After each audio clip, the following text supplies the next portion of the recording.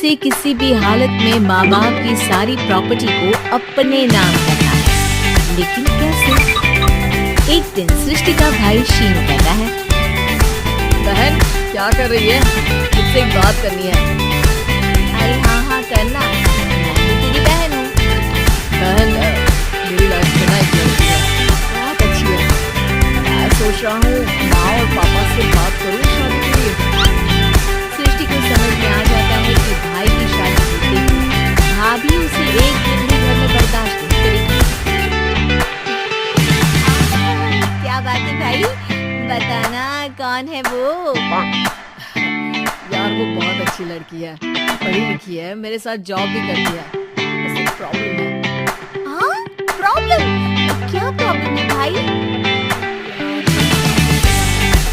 मेरी उसको पति ने अच्छे से इसलिए छोड़ दिया क्योंकि उसके माँ बाप दहेज नहीं दे पाए। सृष्टि ये सुनकर न जाने क्यों खुश हो जाती है। अरे भाई तो क्या हुआ, लड़की तुझे तो पसंद है ना? शीनू को लगता है कि बहन उसे समझ रही। वो इस बात से अनजान होता है कि उसकी बहन की मंशा पूरा घर हड़प में है। सृष्टि की माँ कहती है, मम्मी मुझे तो बहुत चिंता है, पता है शीनू क्या कर रहा है? अरे क्या कर रहा है?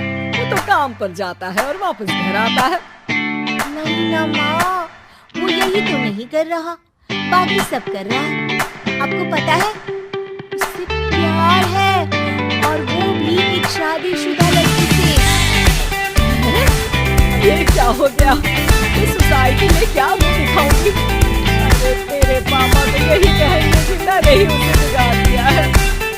हाँ देखो, मेरी बात मानो, पापा पर भी विश्वास करने की जरूरत नहीं है। अब आप ही बताओ, पापा इतनी देर घर के बाहर रहते हैं, क्यों बोलो? तो वो तो नौकरी करते हैं ना। पापा का ऑफिस के 7 बजे खत्म हो जाता है, लेकिन देखो कितनी देर से आते हैं। अरे नहीं बेटा, ऐसी कोई बात नहीं है। सृष्टि माँ को एक औरत से बात करते पिता की फोटो दिखाती है। देखो माँ, कैसे है पापा? मैं ना कहती थी कि पापा सही नहीं है।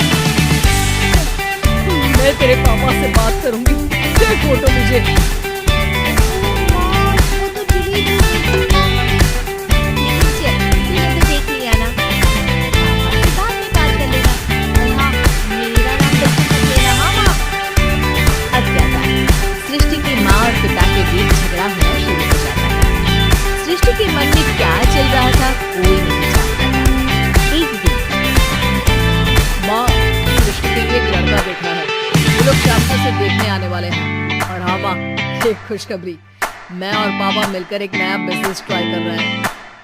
शाम को लड़का आता है, सांवले रंग का। सृष्टि को तो बिल्कुल भी पसंद नहीं आता।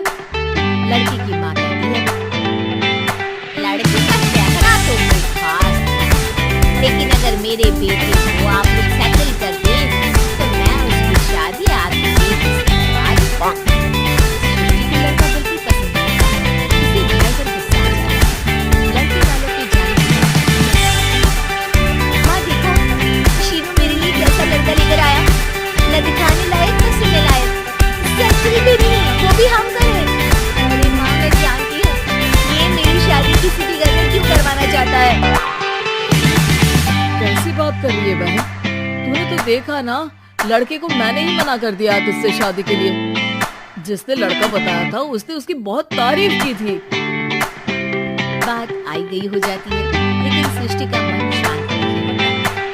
यार मुझे कुछ समझ में नहीं आ रहा, मेरी शादी होगी तो ये लोग पूरी प्रॉपर्टी शीनू के नाम कर देंगे, मेरे हाथ तो कुछ लगेगा ही नहीं। तभी सृष्टि को आइडिया आता है, वो किसी वकील को फोन करती है। जी देखिए, अगर आपके मम्मी पापा का तलाक हो जाता है तो आपके पिता की आधी प्रॉपर्टी आपकी माँ के नाम हो जाएगी, फिर उसे वो को भी दे सकती है। सृष्टि अब माँ को बोलने के खिलाफ है।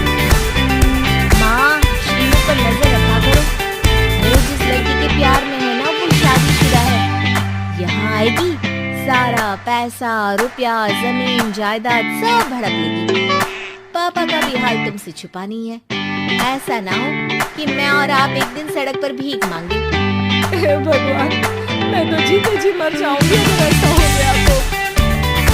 ऐसा हो गया नहीं माँ, ऐसा ही होगा। अभी समय है, आगे का सोच लो। मैं तो कहती हूँ पापा से आधी प्रॉपर्टी लेकर अलग हो जाओ। पापा की आधी प्रॉपर्टी हम लोगों को अगर मिल जाती है ना, तो अगले 7 जन्म सफल समझो। बेचारी माँ बेटी के कहने पर पति से तलाक लेकर अलग हो जाती है। सृष्टि अब पैसों से गाड़ी और अपने दूसरे महंगे शौक पूरे करती है। उसके दोस्त भी उसके पैसे इस्तेमाल करते हैं। सृष्टि, कल तुम कहाँ थी? मैं सारा दिन घर पर अकेली थी। तो मैं क्या करूं? मैंने ठेका तो नहीं लिया है ना तुम्हें संभालने का। माँ को सृष्टि से ये उम्मीद नहीं थी। वो बैठ कर रोने लगी। वहीं उसका पति सृष्टि के पास जाता है। मैं जानता था कि तुम्हारा यही हाल होगा। तो आपने मुझे रोका क्यों नहीं? मैं रोकता तो तुम रुकती क्या? सृष्टि के कहने पर तुमने मुझ पर अपने बेटे पर शक किया, लेकिन तुम ये भूल गई कि कैसे हम दोनों ने मिलकर जीवन में इतना सब खड़ा किया। माँ पति के गले लग जाती है। मुझे माफ कर दीजिए, मैंने आपकी कमाई का एक बड़ा हिस्सा गवा दिया। कोई बात नहीं, तुम साथ हो तो मैं ऐसी 7 प्रॉपर्टी खड़ी कर दूंगा। तभी वहाँ सृष्टि आ जाती है रोते हुए। माँ, मयंक ने मुझे छोड़ दिया। वो बोल रहा था जब तक मेरे पास पैसे थे